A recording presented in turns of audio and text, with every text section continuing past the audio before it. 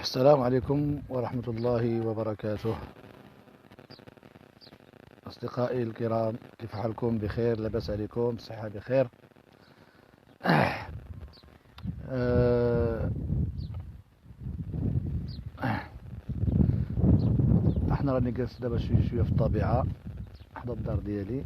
نتوما كتشوفوا الطبيعة، الجو في الحقيقة ممتاز. كنتمنى لكم هاد الجلسة هادي في الحقيقة نتوما كتشوفوها. راني غير مع الدجاج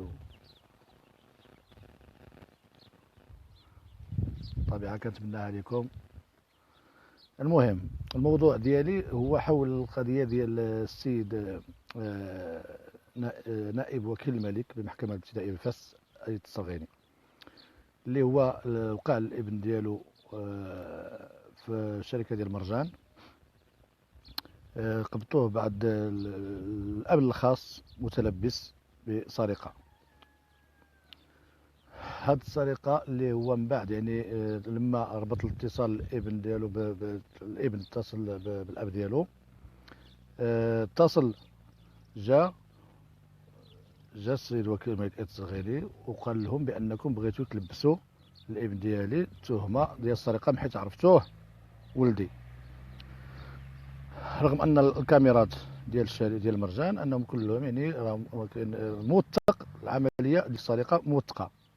المهم، الموضوع هو هاد ايت الصغيري هو اللي سبق له، كان تابعني في حاله اعتقال يعني في 2016، التهمه ديال اهانه موظفين، يعني تشهير باللي هو المكتب المركزي للابحاث القضائيه السيد عبد الحق الخيام.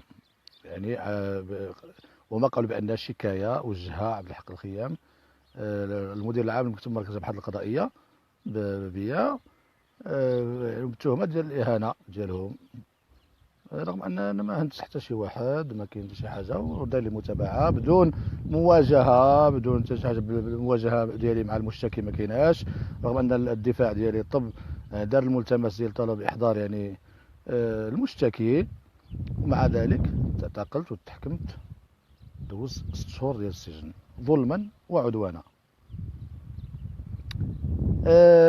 الابن ديالو هو يعني متلبس بسرقه، وبغى يدافع على الابن ديالو ويحيد التهمه عليه، لكن اقدار الله كتسبق اي حاجه.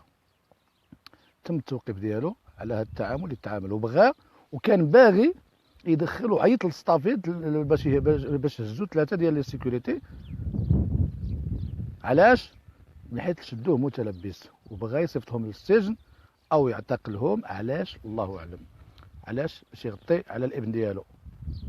هذه راه سرقه. هذه غير رساله، هذه بالنسبه هذه راه رساله للراي العام المغربي. كيفاش كيتعاملوا هاد الناس اصحاب النفوذ، كيفاش كيتعاملوا مع القضايا الخاصه ديالهم، وكيفاش كيتعاملوا مع المواطنين العاديين. شحال من واحد مشى للحبس، صفطوه للحبس ظلما وعدوانا بتهم واهيه. نعم، تهم واهيه.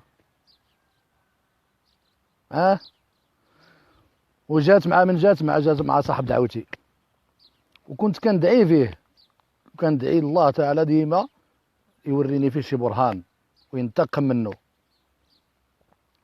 ومازال وحدين اخرين مازال. انا اليوم عاوتاني مازال الان عاوتاني متابع في حاله صراح في قضيه لا علاقه، ما كاين حتى شي حاجه، مازال كنطلع ونهبط. ونتمنى الله يبين الله تعالى فيهم البرهان عاجلا غير اجلا. علاش بغيتو تسدوا لنا فمنا، ديروا لنا السكوتش، بغاو يديروا لنا السكوتش لصاق. راه حنا هادشي ما غايتنيناش على اننا غادي نستمروا في النضال ديالنا وفي فضح المفسدين وهاد صحاب النفوذ اللي طغاو وتجبروا. داكشي شنو وقع لكم في الحسيمه، وراه الدوره كدور، ما غتبقاش غير في الحسيمه، لان الحسيمه راه ماشي هما بوحدهم يتعرضوا للظلم وتعرضوا للاهمال والتهميش، راه الشعب المغربي كامل تعرض للتهميش. وفهاد الشيء راه جاي، راه الطريق راه جايه، لان هنا باش تراجعوا الاوراق ديالكم وتحاولوا هاد الناس المسؤولين اللي هما سكنوا في المهنه ديالهم، سكنوا سكنوا في الادارات، سكنوا بمعنى سكنوا، راهم داروا شهاده سكنه مستدامه بمعنى، او محكمه الاستئناف، النواب، الوكيل العام تما، راه عرفتي شحال هما سنين هما تما، وشحال ديال القضايا راهم في الحفظ، والناس كتغوت والناس كتنادي. غير نعطيكم غير الحاله ديال الاغتصاب، طفله 4 سنين تغتصبات، البراءه تغتصب فلان، البراءه البراءه البراءه، والملفات، والناس اللي ضعاف ما عندهم ما فحالهم ما والو، ومظلومين كيغبروهم في السجون. ماشي عار. شكون اللي كيقلب على الفتنه، وشكون اللي كيقلب على المشاكل في البلاد من غير هاد ذوي النفوذ؟ هاد ذوي النفوذ هما اللي كيقلبوا على الفتنه وكيقلبوا على الصداع. الناس هانيه ومرتاحه وما كيقلبوا لهم على المشاكل وكيقلبوا على الصداع. واش بديتوها في الحسيمه بغيتوا تكملوها في فاس، وتكملوها في دار بيضاء، وتكملوها في طنجه، وتكملوها هنا وهنا؟ راك ماشي نتوما اللي كتجي فيكم، نتوما كتركبوا الطياير وكتشدوا لوطيلات في اوروبا وكتخليو الشعب واحل. الشعب المغربي كيبقى واحل. اما نتوما راه عندكم الجنسيات الاسبانيه والالمانيه والامريكيه، والطياير موجودين بات ما صبح، والفلوس موجوده، فتحتوا لي كونط على برا في الخارج. وحنا شنو؟ وحنا كتسبوا لنا في المشاكل والفتن، وكتقولوا الشعب كيقلب على الفتنه. راه نتوما هما الفتنه، انتوما هما الارهاب، انتوما هما اللي كتلذذوا بالاستبداد ديالكم للشعب المغربي وبالظلم ديالكم للشعب المغربي. وهذا الشيء راه هذا الشيء ما غيبقى لكمش ديما هكا. غادي يجي واحد النهار اللي غادي تحاسبوا فيه وغادي تعاقبوا فيه. ما تقولوش هذا الشيء راه صافي، هذا الشيء راه دايز، ابدا. هذا الشيء ماشي عابر سبيل، هذا الشيء راه عابر سبيل، هذا الحدث ماشي عابر سبيل، بالعكس. اقسم بالله الذي خلق السماء بلا عمد انكم راكم غادي تحاسبوا، وهنا في الدنيا قبل الاخره، لانك ظلمتوا الناس بزاف، ظلمتوا الشعب المغربي بزاف، ظلمتونا بزاف، وفسدتوا في الارض، نهبتوا الاموال ديال الشعب المغربي، نهبتوا الثروات ديال البحار، مقالع الرمال، نهبتوا الهكتارات ديال الاراضي ديال المستضعفين، ريبتوا البرارك ديال عباد الله، ريبتوهم على ريوسهم، اعتقلتوا من اعتقلتوا باش ديتوا ديك الاراضي وديروا فيهم الموبلات والفيلات الفاخره. ضيعتوه الشعب، خليتوه مدمر. ماشي حشومه عليكم، ماشي عيب، ماشي عار هادشي اللي كديروا. ومازال كتبقى تصيفطوا للناس بمتابعات قضائيه وتصيفطوا من الحباسات. انتم بنيو الفيلات، بنيو الموبلات، وحنا جدودنا بنيو لنا السجون والمعتقلات. ماشي عار عليكم. اش غتقولوا غدا امام الله؟ اولا نتوما ما كتعرفوش الله اصلا، نتوما حقا نسيت، نتوما ما كتعرفوش الله واش كاين ولا ما كاينش كاع اصلا. واش اللي عايش في النعيم كيعرف الله؟ واش اللي عايش مبرع وواحد اخر مدمر غادي يعرف الله؟ حاشا حاشا. واش كنتم ما كتعرفوا الله؟ وهذا الشيء اللي وقع على آية الصغيري هذه راه غير شي حاجه بسيطه، راه كيديروا كثار من هذا الشيء. هذا الشيء راه جزء بسيط ربي فضحوا فيه باش يكون عبره للوحدين اخرين، باش حتى الراي العام يعرف الحقيقه ديال هاد الناس صحاب النفوذ كيفاش كيتعاملوا مع الاحداث، مع الاحداث الخاصه ديالهم، مع الواقع الخاصه ديالهم مع الشعب المغربي والقضايا ديال المواطنين.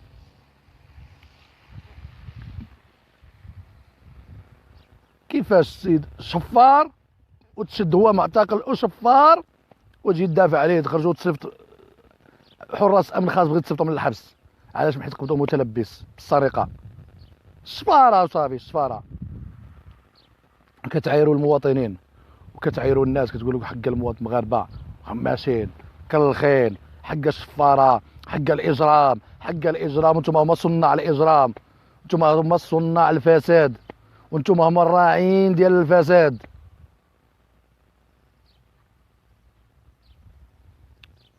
ولكن احداث الحسيمه خير دليل على فسادكم. والتنقيلات عاد بداو التنقيلات، حيد هذا القيد فلاني، حيد القيد فلاني، حيد القيد فلاني، عاد عرفتوهم فاسدين حتى كيوقع الحراك الشعبي. ومالكم ما تخدموش، ما تنقلوش المفسدين وتحاسبوا المفسدين قبل لا يوقع الحراك الشعبي، وتكونوا مهنيين ومرتاحين. إذا كان الحراك الشعبي هو السبيل الوحيد باش تحاربوا الفساد، فحتى حنا كنوعدكم ان غادي يكون حراك شعبي، اننا ما غاديش نسكتوا، ما غاديش نسكتوا. كاينين الرجال، كاين مناضلين، وهذا الحراك الشعبي اكيد انه غادي يكون، اكيد غادي يكون وغينتشر وغادي يزيد، ما غيبقاش منحصر في الحسيمه او في الريف وتدخلوا لنا فيها الشكل والعكلي وتقولوا لنا حق هذه راه الشيعه دخلات وبغات، وهذا الحراك الشعبي راه تابعه ايران وتابعه لالاك، تابعه خالتك من حراك من ايران، وراك نتوما هما سبب الحراك، تاش من ايران هي اللي حركات. عارفين ما تحرف لكم ايران حقا هذه داعش كذا كذا، والترى ما كنتم انتم صناع الفتنه وانتم صناع الحراك، وانتم الاستبداد ديالكم والظلم ديالكم والفساد ديالكم راه هو اللي صرب الحراك. تاش من ايران، تاش من شيعه. غتحرف لكم تقولوا حق الشيعه باش تدوخوا الناس، باش تخلقوا لهم شي حاجه باش يبقاش يتلاهوا عاوتاني حق الشيعه. تاش من شيعه، داعش الشيعه، نتوما لصقوا لنا غير في داعش والشيعه، وراه ما كاين لا داعش لا شيعه والو، ما كنشوفوا حتى لعبه، ما كنشوفوا حتى حاجه. بالعكس الناس مساكين غير المواطنين العاديين اللي تظلموا وتضطهدوا وتمارس عليهم الظلم والتهميش والتعسف والاستبداد، هما اللي كيديروا الحراك الشعبي. ما كاينش شي حاجه من هذا الشيء اللي كتقولوا كاع. اش من شيعه وهو كاع شيعي، كون شيعي ويكون كما بغى يكون كاع. الشيعه عاد بالكم الشيعه ما بالكمش هاد الشيعه ديال 40 سنه والشيعه راهم كاينين في المغرب ومنتشرين، يعني عاد دابا لكم دابا. يا شكون اللي كيحميهم؟ يا نتوما اللي صنعتوهم الشيعه. شكون اللي خلاهم شكون اللي خلى هاد الشيعه انه ينتشروا في المغرب من غيركم نتوما؟ علاش؟ باش تخلقوا لنا في المغرب طوائف، باش يديروا لنا حرب الطوائف في المغرب. هادشي راه باين، هادشي راه واضح، والشعب راه عاقب هادشي. الشعب راه واعي بهادشي اللي كديروا اللي كتصنعوا، وهاد الاحداث اللي كتصنعوها راه معروفه، راه باينه، الشعب راه واعي بها، ما بقاش غافل عليها. ويتخلقوا الحرب ما بين المغاربه، هذا شيعي هذا سني هذا داعشي هذا كذا، ويخربوا يتقاتلوا بعضياتهم، وشي يكفر شي وشي كذا، وانتم تبقاو تفسدوا في خاطركم وتنهبوا في خاطركم وتسرقوا في خاطركم وتظلموا في خاطركم وتعداو في خاطركم. صافي هادشي اللي بغيتو. هادشي راه ما غينجحش لكم حنا في المغرب، خصوصا هنا في المغرب ما غينجحش لكم. علاش؟ لان المغاربه كلهم واحد، كلهم غيكونوا واحد وقلب واحد ويد وحده. نعم ما غينجحش لكم هادشي. انا والشيعي والعلماني والملحد والسني وكل واحد، احنا واحد، المغاربه وحدين، مغربي. نعم ما غينجحش لكمش هادشي هذا، ما غينجحش لكم. وكونوا هانيين بان المفسدين اللي كاينين في المغرب كلهم راهم غيتحاسبوا، غيحاسبهم الشعب اللي غيفضحهم، والشعب اللي غادي يفضح الفساد ديالهم، وهو اللي غادي يحاسبهم. نعم وقادر الشعب على هذا الشيء، الشعب قادر باذن الله. كاين الرجال والمناضلين اللي قادرين يفضحوا هذا الفساد. هذه هي الرساله اللي بغيت نوجهها لكم في هذه المناسبه ديال توقيف وكيل الملك أيت الصرغيني بفاس في المحكمه الابتدائيه. وشكرا لكم أصدقائي على المتابعة، كنشكركم بزاف، جزاكم الله خيرا. وأنا معكم مازال، ريتما نشوفوا شنو غيديروا معايا في المحكمة نهار الاثنين إن شاء الله. محكمة في الولاية عاوتاني ديال البوليس يسمعوا لي تعميق البحث، تعمقوا البحث. راني نازل جاي كونتربوند، أنا راني جاي كونتربوند من ماشي دولة، ماشي إسرائيل ولا ماشي عالم واحد آخر، ويعمقوا معايا البحث مزيان. فهمتي؟ هذا هو علاش تعميق البحث، باش يشوفوا عاوتاني يردوا لي الوكيل الملك ويشوفوا شنو هي هاد التهمه هذه اللي مازال ما بانت شيء. واش غنقول لكم؟ كنحييكم من جديد، وكنقول لكم نهاركم مبارك مسعود، وبشركم مبروكه، الله يدخل علينا هذا رمضان ان شاء الله اللي جاي ان شاء الله بالصحه والسلامه والعافيه، وتحقيق المطالب. نعم، تحقيق المطالب، وبالتقوى والايمان والصدق والاخلاص. والسلام عليكم ورحمه الله وبركاته اخواني، جزاكم الله خيرا، مع السلامه.